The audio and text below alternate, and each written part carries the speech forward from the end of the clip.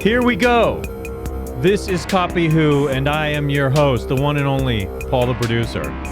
The one and only in my mind. How are you all doing today? What a strange life I live, quite honestly.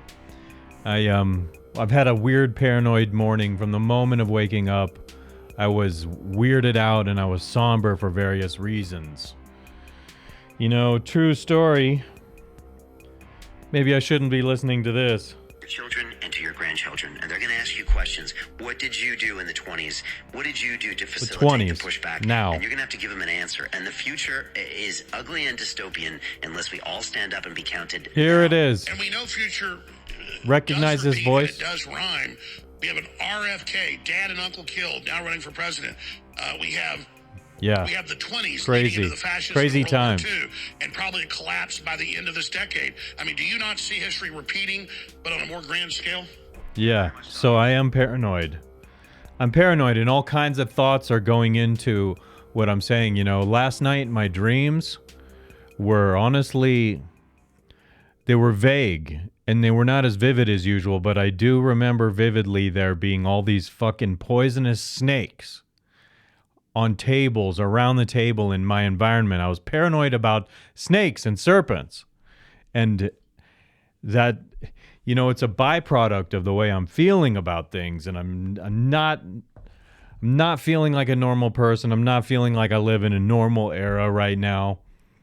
I am paranoid. All week long, here's an example of paranoia. And for you parasites listening and wanting to cite something, like whatever. You wish you could be an honest person. I'm just fed up with people living lives of lies. Parasites who might be listening, who will probably transcribe things I'm saying to say, look, he's paranoid. Conspiracy. Nah. Seriously, though, F you. Honestly, I'm not nearly as bad as I've been portrayed. But actually, so what I want to get at, I'm not even joking right now. That water is so needed. I've been paranoid all week because today I got up early, and it's just dumb anxiety. I have things leading up to certain things, and this week I scheduled a while ago, and it was probably a good idea. My cousin, who gives me the wise, sagely advice of fucking fat chicks to boost my confidence, with a dude prefacing that amazing advice. He wisely did tell me that I should go with him and get blood tests, and I haven't done blood tests since pre-pandemic. And I'll tell you what, the pandemic was a profound level of deterrence for me to go and do that for all kinds of reasons I don't even want to get into. I mean, I'm paranoid all week. I'm thinking, when I go in there, are they going to be like, you have to wear a mask? And so there were a few people there, the vast minority of people. There was a small minority of people, I should say, wearing masks because they're still paranoid and scared mostly, I think. I don't think most people have a valid reason to do that. And people are free to differ. And people are free to ban me for daring to have that opinion. I think it should be a normal opinion that should be just allowed and tolerated. You don't have to agree, but you can tolerate it. So I'm paranoid that I'm going to go in there and have to wear masks. And I'm paranoid that, you know, they're sticking a needle in me. So my paranoid mind thinks, are these fucking needles tainted? Like, are they going to get me sick poking a needle in me that is purposefully tainted to screw up my health? Because why not? You know, you have the goal of exterminating most people in the world. Why wouldn't you go after people who are tending to their health and what would be like the logical thing to do? So they took all these vials from me, testing things like vitamin D, PSA, which has something to do with a blood antigen, something or other, to see if you might have an enlarged prostate. So testosterone is another one I was doing. There's some others. The results will come in a few weeks. So my thought process putting this shirt on this morning, being paranoid going in there, I was like, fuck it. I want to wear this t-shirt and And I think people are kind of like, what, when they see it, because I actually am one of those. I'm a thought criminal because I think things that are not entirely mainstream. And I don't always say them out loud. And I even had to bite my tongue there. Because the guy who took my blood was saying some of the things he does he's like a medical student. And I can't remember the words he rattled off to describe what he did. And I wanted to add at the end of the list of words, like, oh, so you do eugenics too? Is that what you're doing here? But I thought, nah, most people who are indoctrinated into doing that really at least have the delusional good intentions that they're going to go into this industry thinking then they're going to help people. But one person did say, I like your shirt. And I was like, thank you, sir. That was nice of you to say that. Right now, I'm drinking out of genuine thirst. So my cousin and I met up over there, and we met up. And then afterwards, we got breakfast at IHOP. Paranoid Paul eats in a restaurant. First thing I do, I'm vigilant.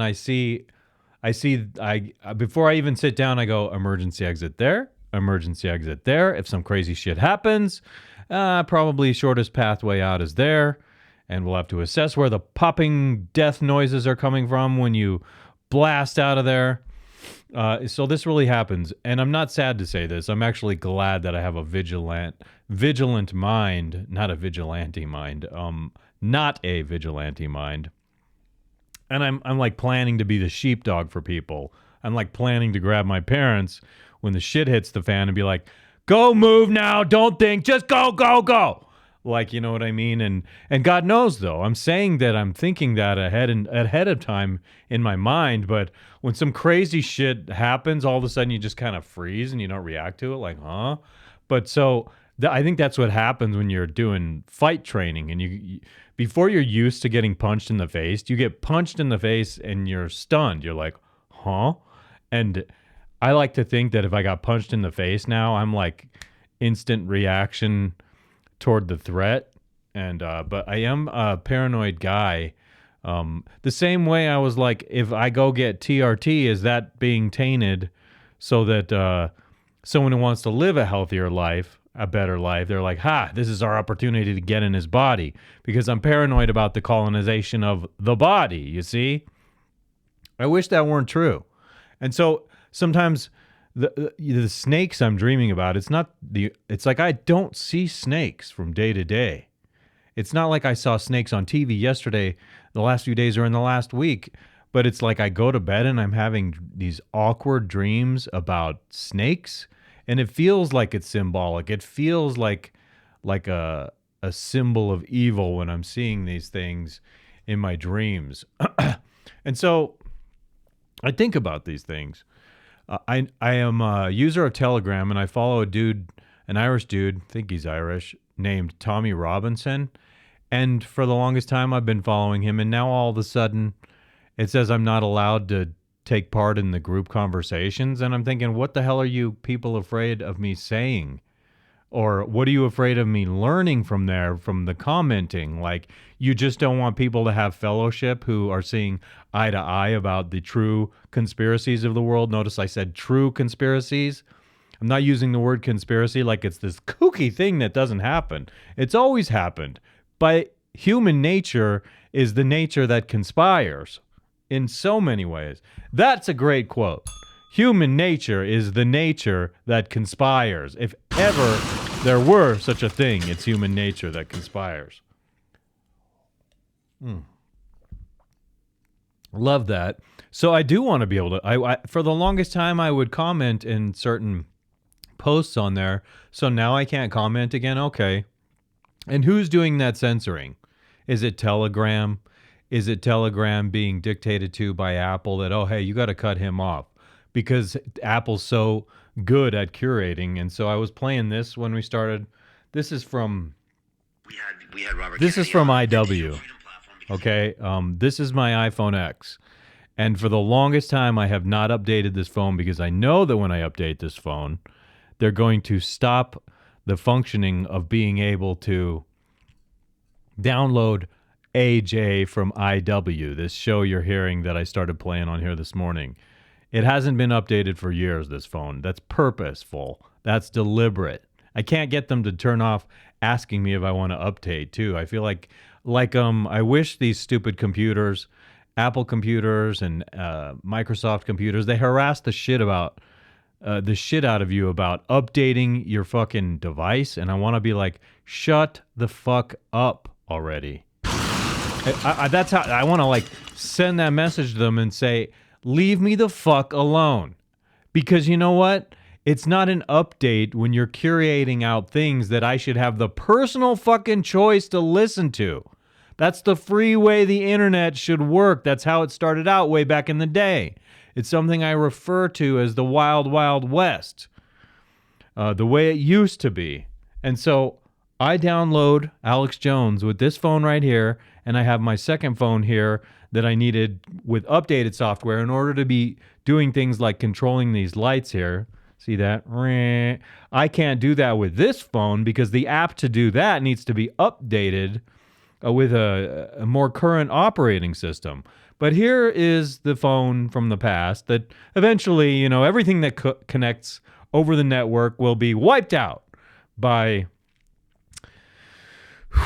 AI probably. Oh, it's on the network. Oh, and it's a device that hasn't been updated since. Oh, wipe that, because we're erasing history here, and someday the AI will do that for the human / transhuman / cyborg overlords who are like, no, sir, you can't have that. That's forbidden content. You're not allowed to watch that content. The Beatles are erased. Metallica's erased. All these amazing cultural things are erased because they make people think outside of the box, you know. And not necessarily that these people who have become the darlings of the world of fame and fortune and the entertainment industry and Hollywood, not that they haven't been co-opted into a system where they started out rebellious and like, so that rebellious is cool and marketable, but then once you start making the big bucks, you become beholden to it, right? At least that's what I think. What have I here? Shit. I'm speaking very freely because I know that, like I've said before on here, eventually when this starts to have actual people listening, like a good number of people, YouTube's not just going to let it continue. And so I really do have to make an effort to simultaneously build this platform of mine elsewhere so that I can continue with my voice without having to start over when they finally want to get rid of me. So Hinge, the dating app Hinge, is on my mind a little bit because yesterday, it's been like 2 months and I had not even one fucking measly interaction with another human being. And so yesterday I saw this profile and I was like, okay, she's pretty. I like some of the things she says, whatever, blah, blah, blah. And so I said, it's a pretty Asian lady. And I said, nice fashion, pretty. Feel welcome to say hi. That's what I said. I'm not master of game in that environment because, frankly, I'm so fucking cynical about it that it's like, oh yeah, I'm going to really put all this effort into that. So lo and behold, someone, whoever that is, responded and made it just a little too, you know, when something is, the saying goes something like, if something seems good to be too good to be true, if something seems too good to be true, it probably is. And that's what I think was happening there. So I corresponded back and forth with this person all day long. And then somehow she's like, can I talk to you over on Telegram? What's your handle on Telegram? So I added her on there. We're going back and forth talking about various things. It would be nice to think that was real, but I don't think it was real. And I think it was someone being fraudulent. Case in point, there's this little section on the Hinge app that says someone you matched up with was eliminated from the platform. They sent me an email saying this because of suspected fraudulent activity. So I go in there and I notice, oh, it's this girl that I've been corresponding with today. 37-year-old woman, fictional woman, presumably. Andy, an account run by a man apparently named Andy, and the profile says Kelly, and it's an Asian lady. I'm thinking Andy, someone named Andy, maybe stole these pictures and put them up there and is pretending that it's someone named Kelly.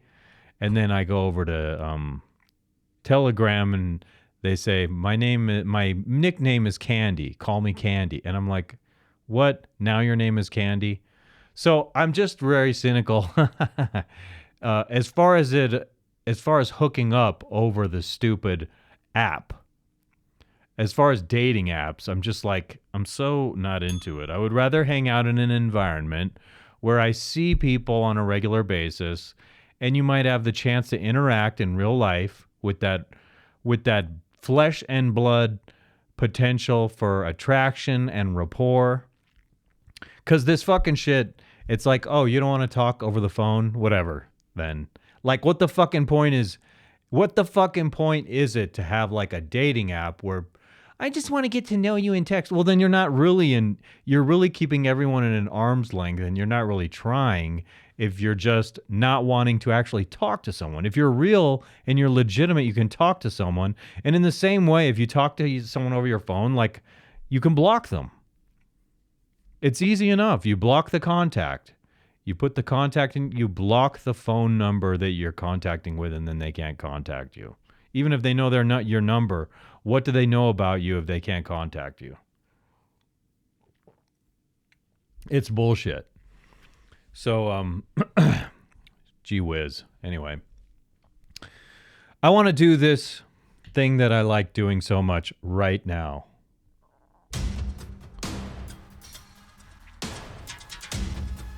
Here we go, ladies and gentlemen. Rise. The power of the rise gives me strength. It boosts my confidence for a moment. Then I leap off from there in what is hopefully an avalanche of both fun and interesting thought. Like some kind of critical mass. The things I'm thinking, the things I'm doing, the adrenaline that is just blowing out of my system. Whee! Rightio then. It happens right now. I have more strange things to say. I did not pack this with all the videos that I usually do because I have more things I want to say. All right. Now that is what I call almost a perfect execution production-wise. And I love it. And I love it. Righty-o, there it goes. Just one more sip before we proceed into our next topic, okay? Wait, I might want to floss. Okay? So if you are not familiar with the idea that the plaque and shit between your teeth are intimately wired into your brain, vis-a-vis nerves and whatnot. And when you have shit in there and it disturbs your mouth, you feel that pressure, you're not thinking smoothly. But you open that up. It's like opening the brain up. The plaque in the teeth is the plaque in the brain. They are one and the same. And so flossing makes the mind function exceptionally well. You know it does. Almost done. Because I can totally imagine how this would be gross or annoying for some people.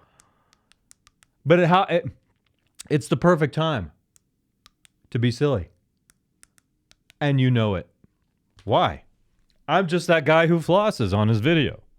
And if it makes you take me not seriously, that's all right. You don't have to be here. I mean, like, I will abuse the shit out of people who don't like me. You don't have to be here. But if it's some kind of self-torture you're indulging in by listening to me, then by all means, stick around. That was wrong again. Oh, yeah, something just that was flossed out of my teeth and therefore flossed out of the plaque of my brain. Boom! That's what was supposed to happen when I did that there. And when it's not the effect, and when it's not the right exclamation on the end, in fact, it's like I'm going for exclamation and then it's like deflating me. That's something. So I knew it was going to do that now. That was deliberate. But when I'm going for the boom and it goes wah wah wah wah, it's like getting an interruption in my train of thought, which I feel is really unjust and I really don't like it. Oh, lordy, lordy, lordy. I had to put more water in here, but I'll tell you what I like about this method here, right?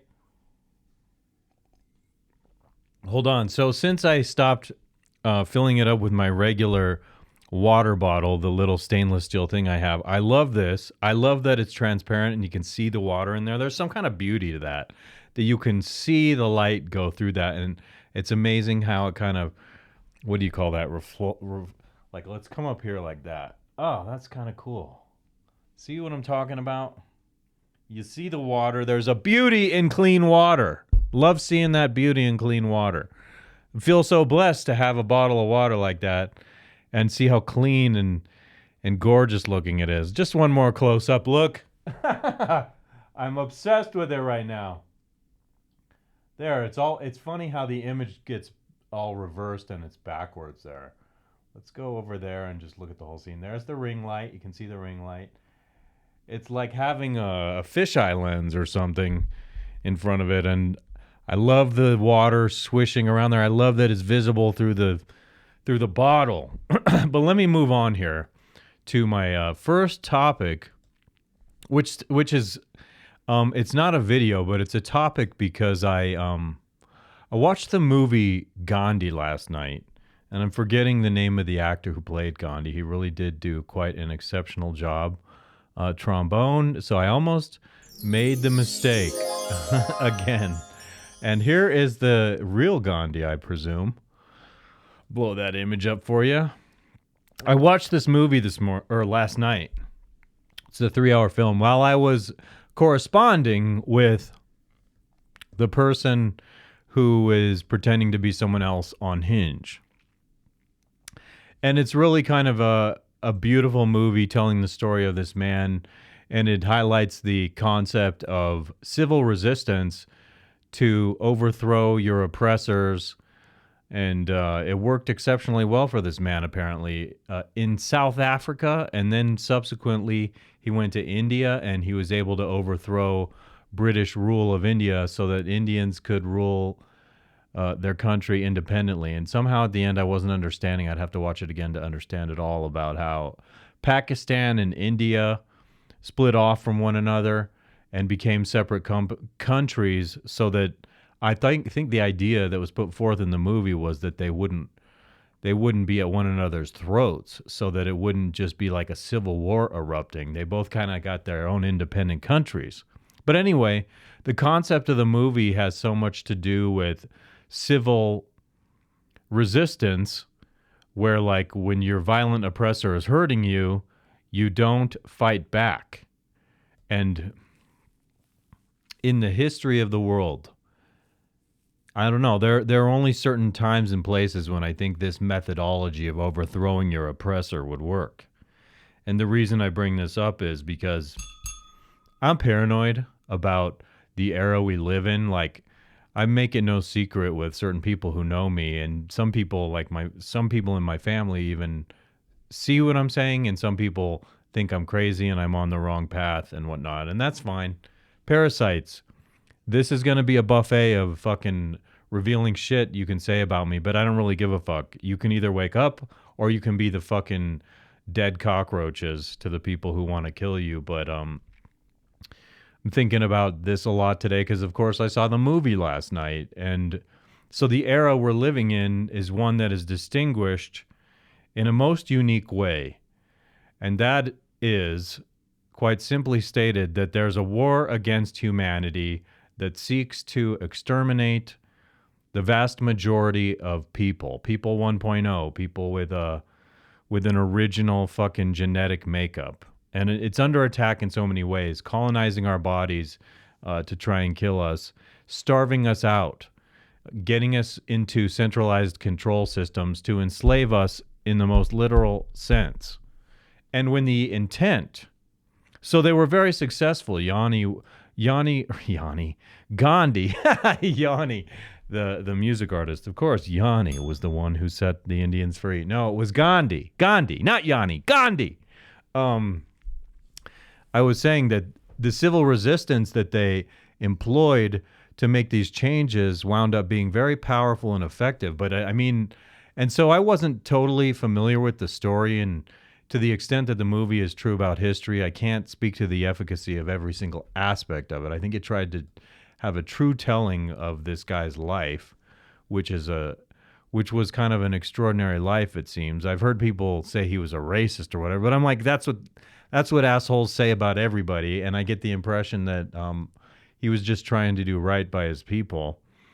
So when you're in a context of history where, even in the British Empire, you have people who think of themselves as civilized and genteel and intelligent and gentlemanly behavior, which was not always the case. There were some brutal fucking Anglo assholes that were part of the British Empire. That's abundantly clear. Especially in the movie, there's a scene where they fucking just wildly shoot at a huge group of people who are there peacefully gathering with women and children and indiscriminately at everyone. And they killed like over 1,500 people who were not violently resisting at all. They were just trying to, this asshole general or lieutenant or whatever the fuck this tyrannical guy, whoever the fuck he was, shot and killed all these people. And so it wound up kind of being like a backlash in terms of public outcry for like, how could you do this?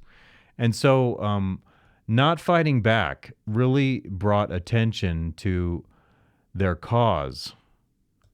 And I keep like putting this in a modern context. This is honestly what I was thinking about when I woke up very somber this morning, particularly about the state of the world now. And more specifically, like what I was telling you about how there's a war against humanity that seeks to exterminate most of humanity or taint our genetics so that we're just fucking like exterminated out, so that transhumanism can usher in a new era where people are not really the same kind of human beings anymore. They want to get rid of the old and in with something new, the combination of silicon and the combination of the original human biology. Terrifying. And they're trying to institute some kind of godliness or lightning speed evolution taking place to the betterment of human beings. It's like, it's definitely what's crazy about it philosophically is it's like a race to become the ultimate evolved being, conscious being or something. But there's just this coldness to it. And as I'm thinking about Ghandi and how they used civil resistance so effectively, in that, so the goal it was basically to make useful slaves of the Indian people. Now the goal is to just fucking get rid of people. We don't need you. We have it all figured out about the future of the world. We have our robot armadas. We have our fucking robots who will take care of us. We don't need you fucking slave human beings anymore. We need to just basically get rid of most of you because your competition in terms of wealth, people who with all the thought power being disruptors and whatnot. So we need to get rid of people to usher in the transhuman era.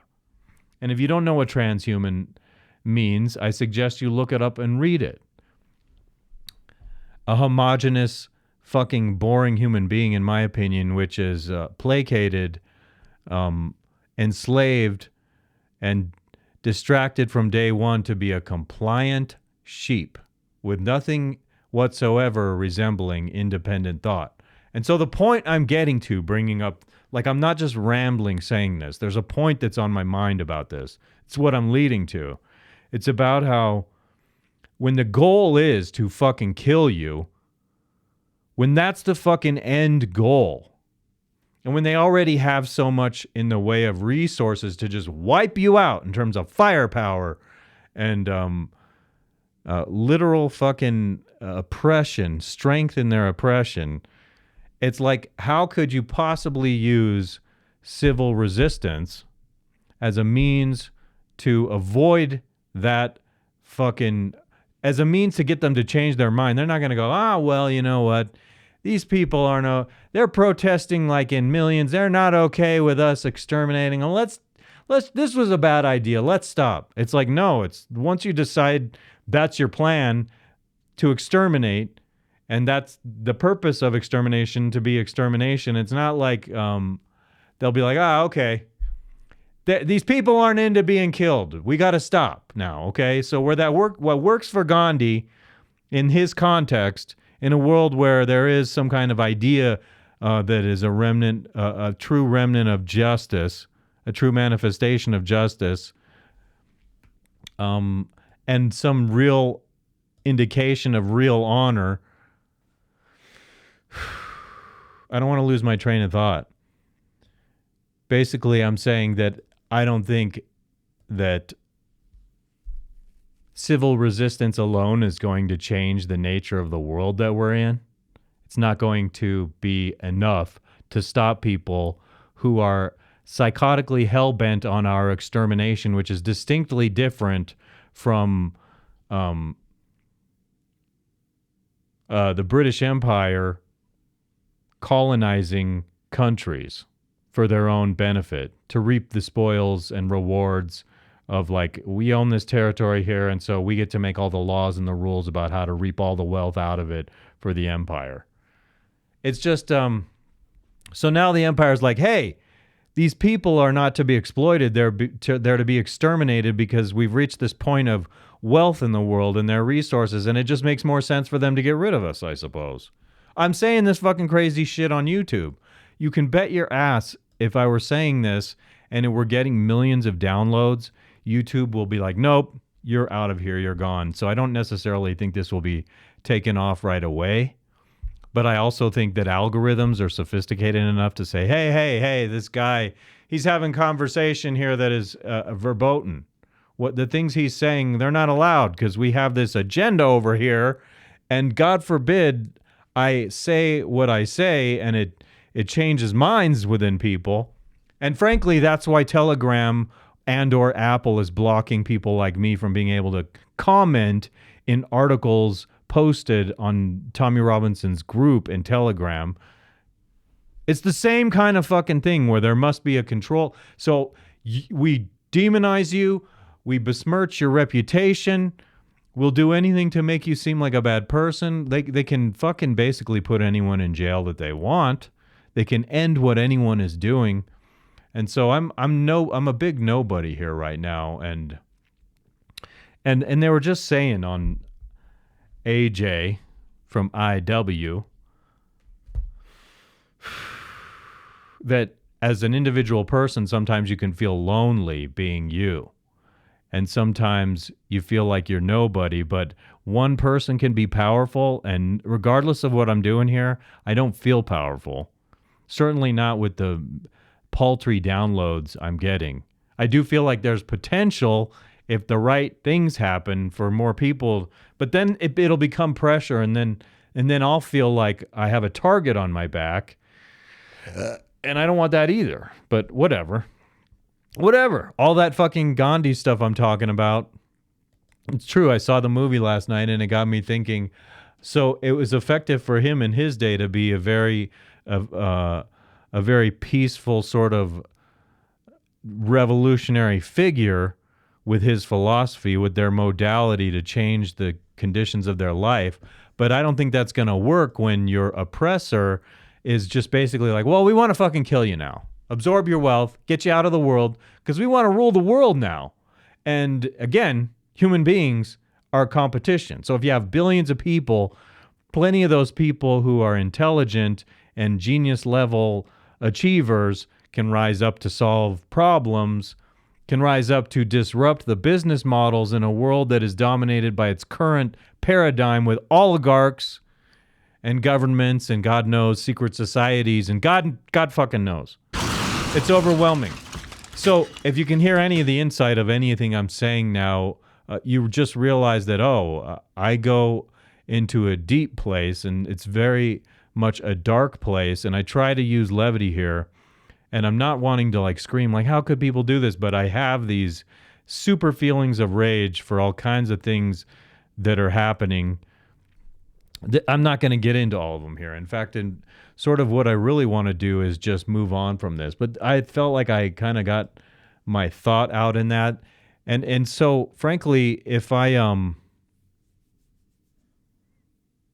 were to die and this were to be left online as a record of me, I would be proud that I said that, because I do think it's enlightening. It's a historic statement about the era, and it's about some kind of perspective of history where I do think there's substance to what I'm saying. There's some truth to what I'm saying, and that's why eventually it'll be buried. They'll be like, oh, get rid of this. People can't have this view of history, which is the beauty of something being digital, because you might be able to like put it on a thumb drive, hide it here and there, and then in the future, an archaeologist will dig it up and be like, holy fuck, this is really what was happening then.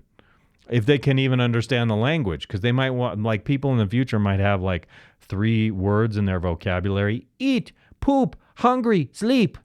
And they might not teach them anything else. They might not even allow them to speak.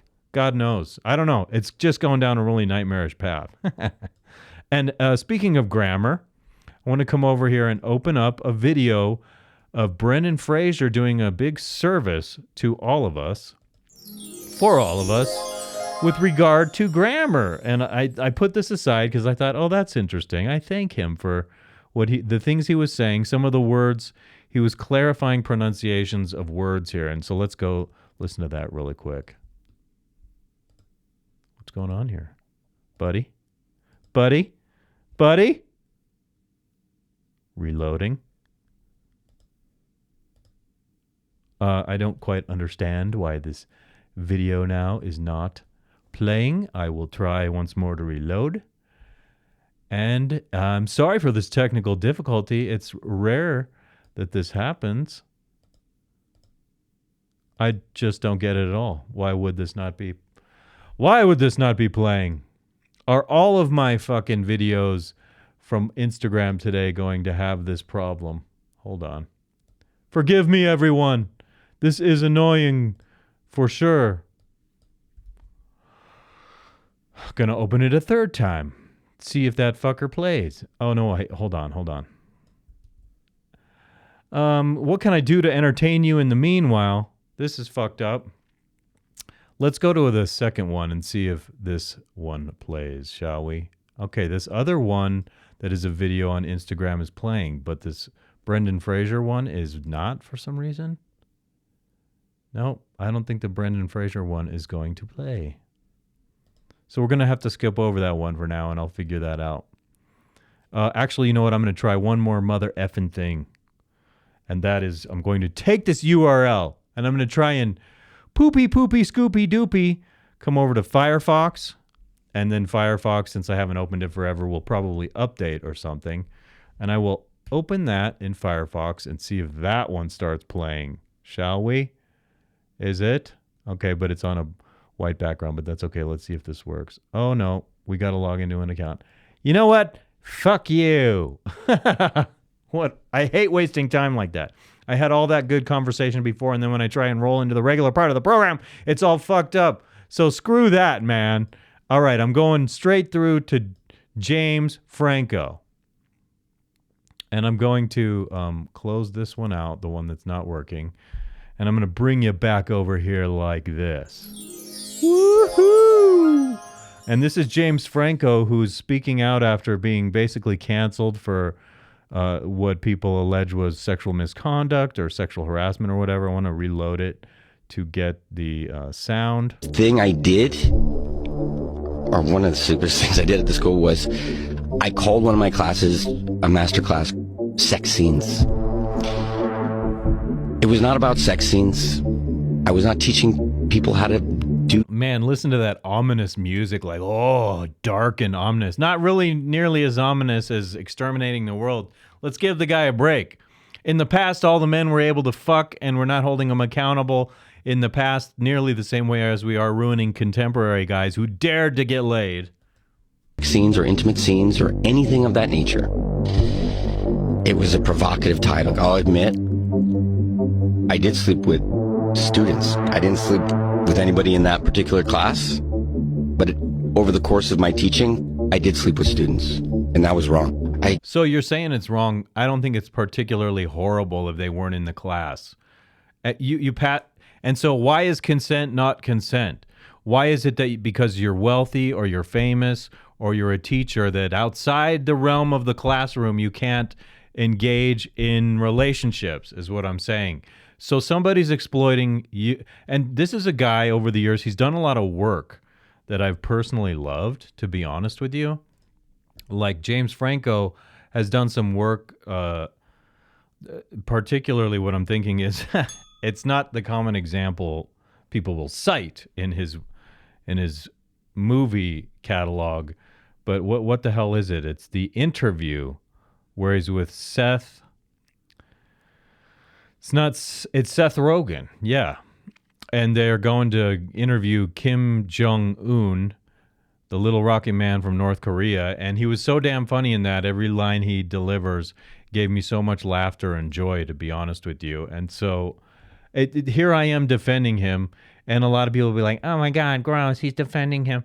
And it wasn't rape, but it's basically like you get canceled as if what you did was rape. So explain to me why an attractive young man who built up all that value for himself cannot fucking hit on women, pick up women who are not inside of his class. I agree that making a class called Sex Scenes was stupid, and you couldn't predict the way cancel culture has gone totally batshit crazy. But let me just keep going. He says that was wrong, I suppose. I don't know, dude. I don't know. That's what you have to say in order to try and have a chance at reconciling your gravitas and your business of being an actor. Suppose at the time my thinking was, if it's consensual, that's still my thinking. Okay. So like the stupidest. But what about if that's consensual? Okay, that's exactly what I'm saying. No, I'm not saying I want. How did you? I just think that it highlights how. So if a woman couldn't hook up with James Franco, she was like, "Hey, he took advantage of me. He's a powerful man, white male, white male." So when you don't get out of him what you want, which is maybe ultimately you want to hook up with him, you know, it's like the syndrome of a pretty young girl meeting a prince, and she's like, "Oh my God, he's a prince." And I bet you there are photos he might have with some of these girls who were saying nasty things about him, and they're like, "I'm with James Franco." It's like being with Hollywood royalty, and it is like being with a super prince. And why can't people consent to such a thing? So he has to have a lawyer involved. What does he have to get a contract in order to be able to hook up with women? He's built all this fucking value in his life, and he's not able to capitalize on it because people feel taken advantage of, and people aren't able and willing to take responsibility for their own actions. Because girls in college, I'm sorry, you're a young adult. You're old enough to make sound decisions. And this is not discussing someone who got raped. This is discussing women who could not, they could probably not stand that he had other options. And so I just don't get the canceling of James Franco. I like the guy. I like certain movies he's been in. I like his work. I don't know him personally, but I've always liked the guy. I like the ape movies he was in, the Planet of the Apes stuff. Those remakes and those reboots were quite enjoyable.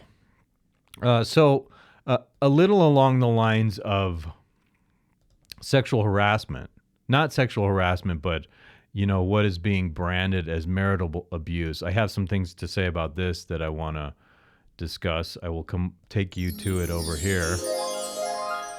And so what this is a video from what is it? Crouder, Steven Crouder.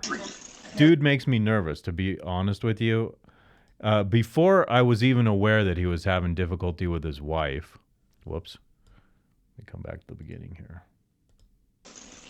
So they have this videotape of James Crouder with his wife on their back porch when they're having an argument. And Candace Owens has really been giving it to him hard, saying, she's 8 months pregnant. You're so abusive here. And so I hear what is a private moment where people are having a marital argument. And I don't like the way he's talking to him. I have questions about this. But before I comment on it, let me take you to it, and let's just listen to it. It's about, how long is it? 3 minutes, 28 seconds. I don't know if I'm going to play all that. I'll just play through it here. I drew a boundary. I drew a boundary. No, you just I don't know what that means, by the way. I drew a boundary. I think he's saying, I don't know. It has something to do with she wants to take the car and go and buy groceries, and he's belly aching that, no, you can't take the car. I'll be stuck here at home, and I can't go to the gym. I can't go do something if I need to do it. And I'm wondering, like, you obviously have this big, beautiful property. Why don't you have more than one car? I don't know. It's fishy to me, so let's keep watching. You are not taking the car. Because if you refuse to do wifely things, then I will go pick up the groceries. Now, I know how that sounds. Like, you refuse to go do wifey things, so I can totally imagine women watching this and going like, oh my God, she's just her slave, blah, blah, blah. But again, this is a private moment. And to me, so far, he doesn't sound like a nice guy the way he's talking to her.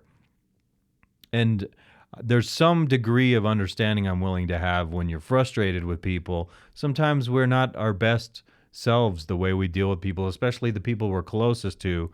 They sometimes get the brunt of our worst. And I don't like Steven Crowder. He's made me nervous a couple times because just his attitude seems extremely ornery. It's pronounced ornery, but it's spelled O-N-E-R-Y, I think. O-R-E. Anyway, I want to continue this video because it's 3.5 minutes, and I don't know. Let's just keep watching. Steaks, wood pellets, my grill. I know it's an unreasonable request, but I'll go do it. How about you first? Hillary, how do you respect the man? Yes, other than man. I don't get it. Other than man. You see the mother. The other man you see, mother comes back. No, what? Like, I don't get it. No, you're not taking the car. Steven, you're not taking the car. Steven, you are not. Then I will ask them to pick me up. And I don't get. It's like, why can't she take the car? And so far, I don't see anything that I would characterize as abusive here. I don't think he's friendly. I don't think he's kind. But I'm still not willing to call anything that I am seeing here abuse. Okay, that's. Oh, that's right. It's not correct, Steven. Give it an Uber. Okay, Steven, I can't. Feeling some constraints? Steven. Like, I can't Steven. go. Listen to me. Why don't you both have cars? I don't even get the nature of the argument. What? Why? Fucking why? I was just on the regular screen of this. Why? Right now, listen to me. I can't go to the gym. I can't go to my parents. I can't call my friends. I can't be home. You're gonna take the car and leave me here. Hillary, just think of boo-hoo. Get another car. What do you need to pick up? I'll get it. Am I wrong about the nature of this argument? If it's about how you can't go anywhere because you don't have a car, why the fuck do you have only one car, rich guy? And why is this a fucking argument that's out in the public? Why does she put it out there like embarrassing you, like trying to gain ground? Like, God knows, it's a moment in someone's life, and our entire lives shouldn't be fucking defined by one fucking moment like that. No, that doesn't work either. You'll be back when you're back. That doesn't work either. Do you understand the difference between love and see, so is she just laughing there? Because I hate that. That's. Let me just see. God, what the fuck? Playing a video on. Set to the second, and you go, I'll be back when I'm back. Steven. When you're back, that doesn't work either. Do you understand the difference? Okay, no, that was not. That was not laughing like I thought. It was actually. She seemed like she was breathing, like she was gonna cry or something. And it's not a joke to me that she's pregnant, but I don't think she's wanting to go run errands and stuff. So it's not like extra abusive because she's standing around pregnant. Of course, you should be kind and gentle to somebody who's 8 months pregnant, but that doesn't mean, they're extremely hormonal. I've seen this firsthand, and they can be very difficult in that hormonal state. And I'm not judging the entire situation here. I'm just making a passing observation. Think what you want to fucking think of me. I am who I am, and I observe things the way that I do.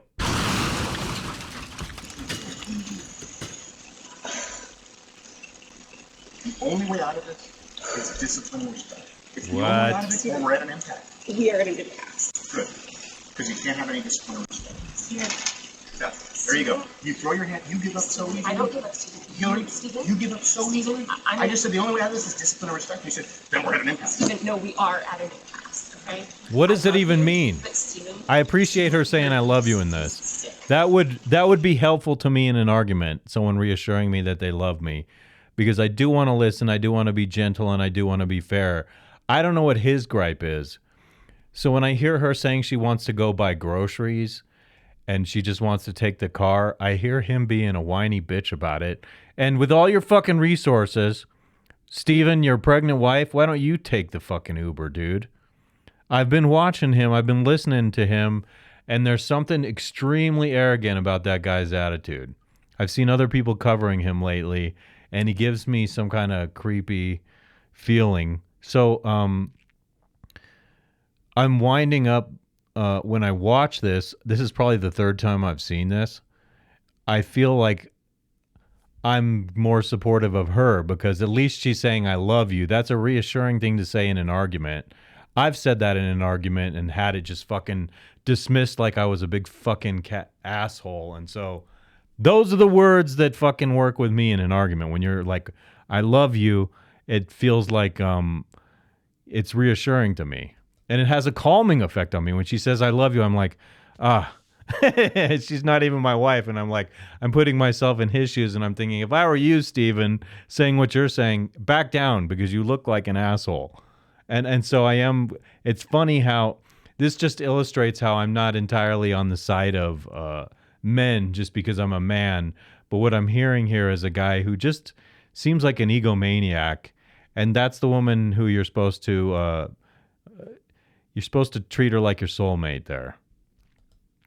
And I don't like how, I don't know if the release of this video coincides somehow with, if it's her response to him coming on his show and attacking her. So you're getting divorced, and I would say keep that shit private, man. Seriously. Take the high road as much as you can publicly. Think carefully about what you want to say, because right now you've built up this extremely valuable fucking brand and business around what it is you do, even though I don't personally like it that much. And it's like, I'm giving you advice to save your business here and to save some fucking face. And why do people have fucking cameras on their back fucking porch recording 24/7 so you're having an argument out there and it catches your whole life there and bam, it's used against you. It's exploited and used against you. There's something stupid about that.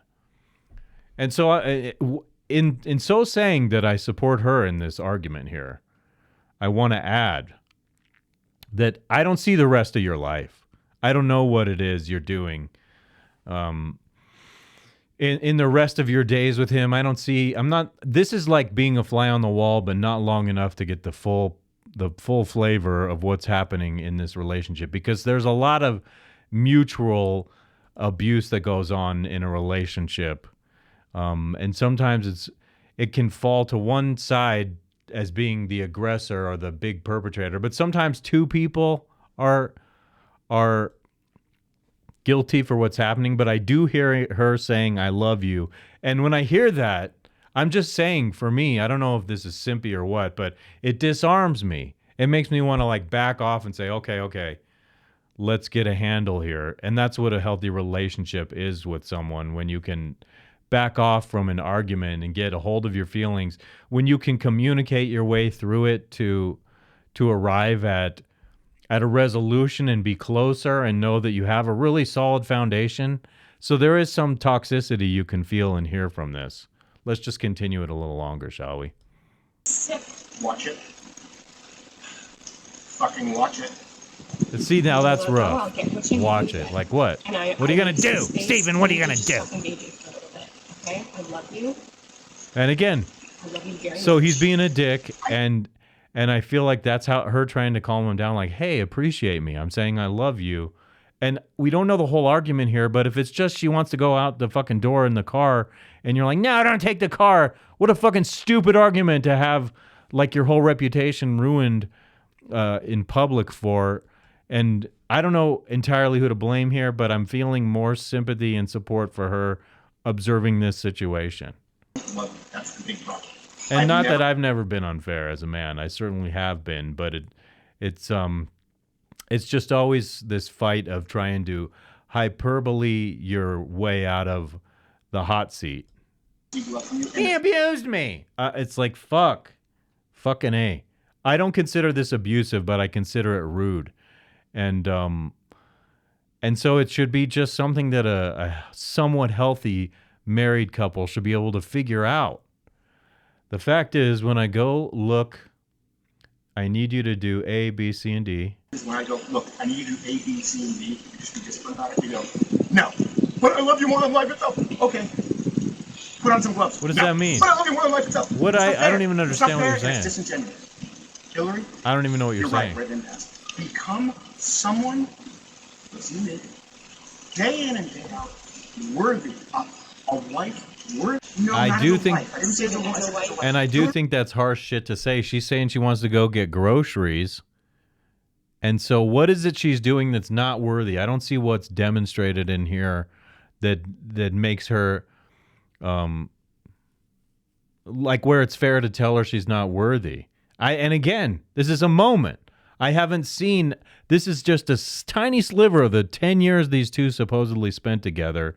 And that dog right there. If this were real abuse, would that dog really be sitting there? Look at that dog. He's like, what? That dog is chill. If there were any real danger, I think the dog would be up in arms. Hillary, come on now. I'm not going to engage. I'm not going to engage anymore. I'm going to go. I'll text me what you need. I'll get you what you need. I love you. I'm committed to you. See, she's saying something that's fair. I love you. I'm committed to you. I appreciate that. That fucking disarms me when I put myself in his shoes. It makes me want to be like, okay, let's not have this argument, because there's some conciliatory tone from her. It's like, I feel like that makes me way more easy to deal with. But he goes after her. And so what more is there to the story? Are you committed enough to do those things? I'm not going to. Are you committed enough to do those things? You're not committed to anything. You're not committed to anything. You just said I love you. I'm committed to it. Walk the dogs. Put on some gloves. Walk the dogs. Put on some gloves. Are you committed enough to do those things? I don't get it. Are you committed enough to do those things? I'm going to just Walk the dogs. Put on some gloves. Are you committed enough to get the medication the dogs take? Don't you take that? As the Crowders head inside, Steven gets angrier and angrier, and by his own admission screams, "I will fuck you up." At his pregnant wife, Hillary, who then flees their home. I mean, flees, again, that's a strong word. I think this might have come from Candace's video.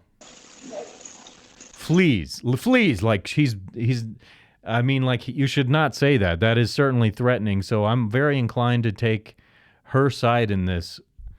And like I said, I love you, I'm committed to you.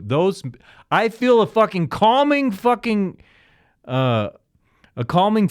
in my spirit when I hear her say that. Honestly, I'm not fucking around. When someone says I love you, I'm committed to you, I feel like, oh, I'm reassured. Okay, thank you. And so she's wanting to go buy groceries, and he's pissed off. Why? I don't get it. I don't get what happened there. I did not think that I wouldn't get through the things that I had put aside for today. I don't know what happened with that Brendan Fraser, but I had 2 more videos to play after this, and I'm at the hour point now, so I want to go ahead and do this. I had fun talking today. It was a little bit different. I got deep about Ghandi. I got deep about the state of the world. I got deep in ways that will get canceled if a substantial number of people eventually watch this. Everyone, like, leading your superficial lives, realize what I said earlier about the world. It's a fucked up place. We're in fucking peril. We're all facing a common peril. And if we don't face it together in unison and all wake the fuck up, everyone brainwashed by all the world, we're fucked. We're fucked. And on that warm note, all right. I appreciate those of you who appreciate what I'm doing here. Like the videos, share the videos, subscribe, let people know about it. Do it the busy work in your house. Peace be with you all.